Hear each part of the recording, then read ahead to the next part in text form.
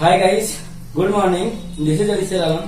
तो जैसे आप कह रहे थे ग्रामर पढ़ाने के लिए, तो मैं ग्रामर का सबसे बेसिक चीज लेकर आया हूँ।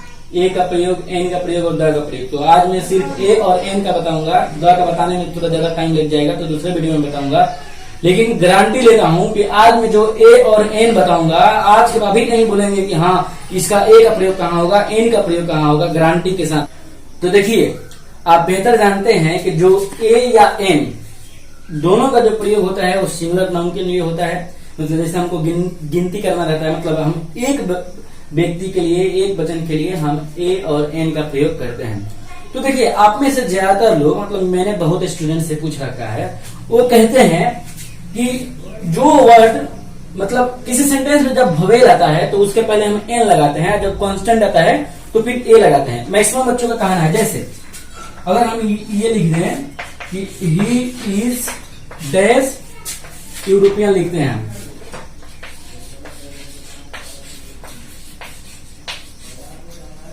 देखिए ही इज डैश यूरोपियन, तो हो सकता है आप यहाँ पे एन भर दें, क्योंकि ये भवेल से शुरू हो रहा है। ई जो है भवेल है। और अगर हम ये लिखें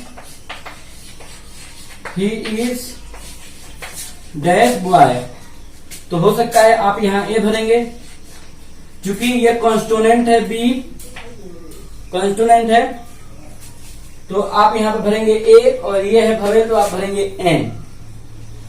मैक्सिमम बच्चे यही सीखे रहते हैं, क्योंकि जो भवेल आपका है वो 5 होता है। ए, ई, आई, ओ, यू, ये 5 भवेल होता है आपका। और देखिए, ये जो सेंटेंस है गलत है, ये जो है सही है। अब आप तो कहेंगे यार भवेल तो है ई, फिर भी हम एन नहीं लगाए। तो चलिए बताते हैं कि क्यों हमने एन नहीं लगाया यहाँ पे, और कहां एन हकीकत में लगता है। हम जब भी किसी वर्ड के पहले ए या एन का प्रयोग करते हैं, तो हम उस वर्ड का उच्चारण करते हैं। उसका उच्चारण अगर भवेल से शुरू हो तो हम एन लगाते हैं, ना कि वो वर्ड भवेल से शुरू हो। आप इस बात को समझिए।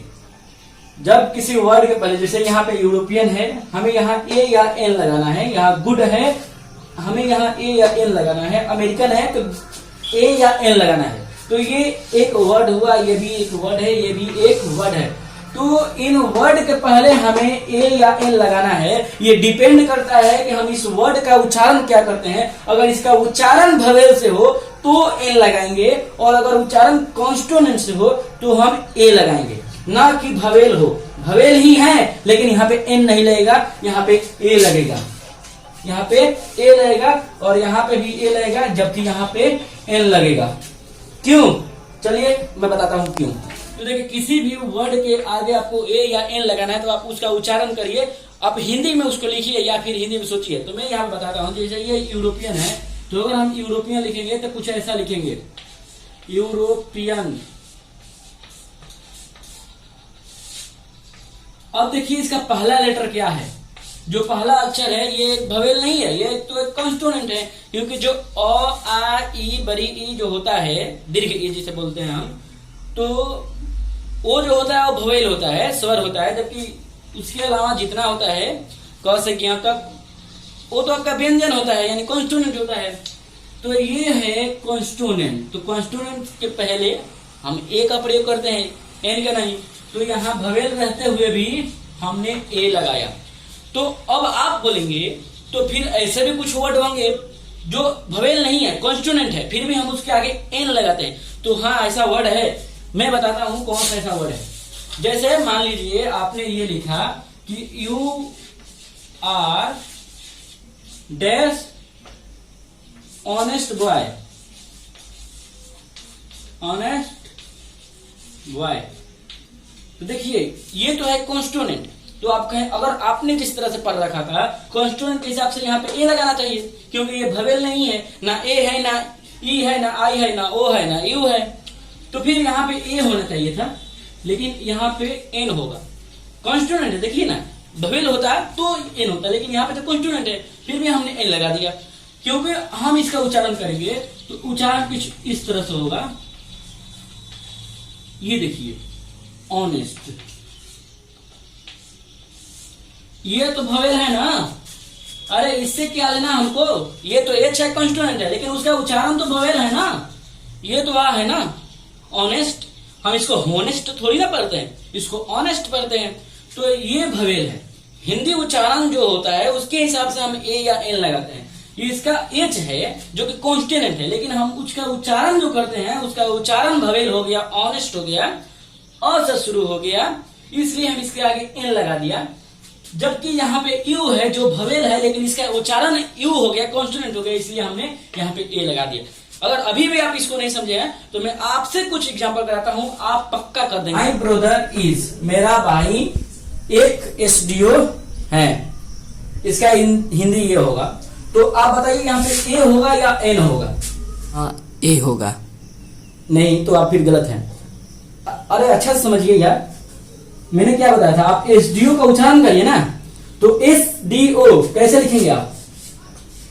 एस डी ओ, इधर का मतलब नहीं है, हम इधर का भी मतलब नहीं है, हमें पहला लेटर से मतलब है। तो यहाँ पे हमने क्या लिखा है? ए लिखा है ना, तो ए लिखा है तो ए तो भवेल है, आ हर्ष ई दीर्घ ई, तो ये तो भवेल है ना। तो यहाँ पे कॉन्स्टोनेंट, वर्ड आपका कॉन्स्टोनेंट है, लेकिन उसका उच्चारण भवेल हो रहा है, एस डी ओ, एस लिख रहे हैं आप, इसलिए आप एन लगाएंगे। तो देखिए ये भवेल नहीं है, फिर भी हमने एन लगाया। अब Sita is an ideal girl, an होगा, हम इसका आइडियल लिखते हैं तो आई ई, उसके आगे जो भी लिखेंगे आइडियल, तो आ से आ रहा है कि नहीं, ये भवेल है कि नहीं? भवेल है, इसलिए हमने यहाँ पे ए भर दिया।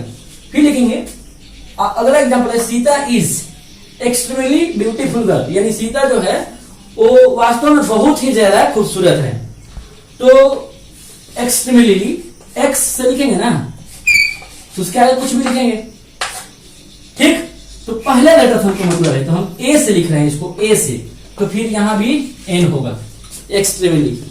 आगे देखिए, इट इज डैश कैट, तो यहां पे क्या होगा? आप कैट का उच्चारण करिए, कैट, क है तो ये व्यंजन है यानी कॉन्स्टेंट है, तो हम फिर यहाँ पे ए भरेंगे।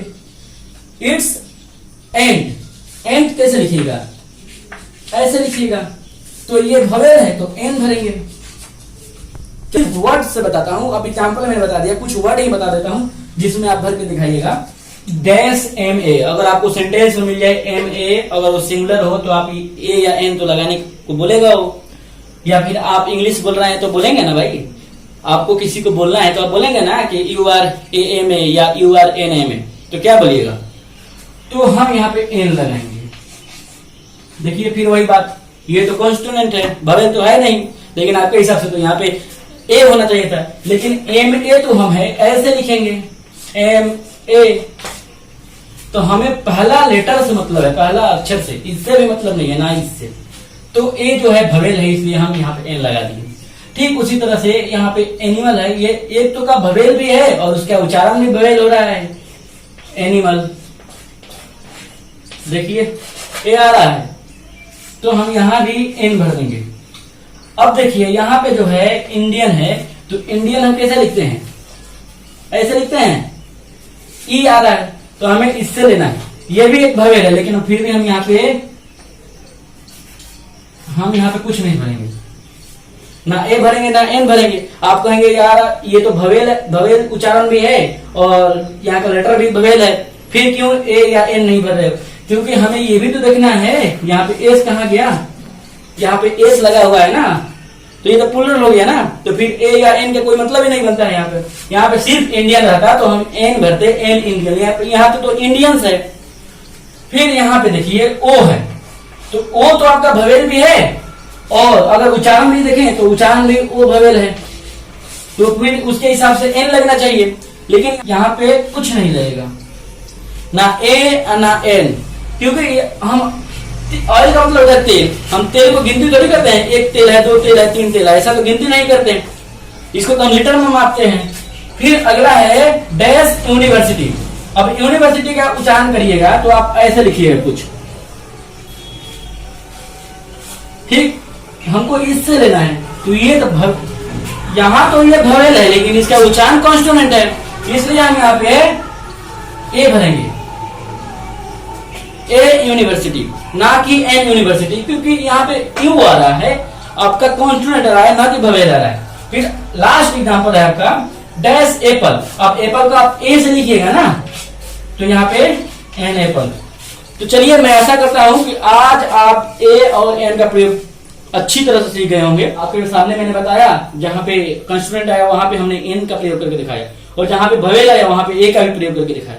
इसलिए उच्चारण पर डिपेंड करता है आपका उच्चारण क्या हो रहा है। उच्चारण आप हिंदी में करिए, आप लिख लीजिए, नहीं आता है तो आप लिखिए। अगर उच्चारण हिंदी में उच्चारण अगर भवेल से शुरू हो रहा है तो फिर आप एन लगाइए। और एन का भी आप ध्यान से रखिए। जैसे मान लीजिए यहाँ पे आयल था, तो आयल को गिनते थोड़ी है, इंडियन है तो इंडियंस था, इंडियन नहीं था, तो इसका भी ध्यान रखना होता है। तो चलिए, तब तक के लिए धन्यवाद, मिलते हैं अगले वीडियो के साथ।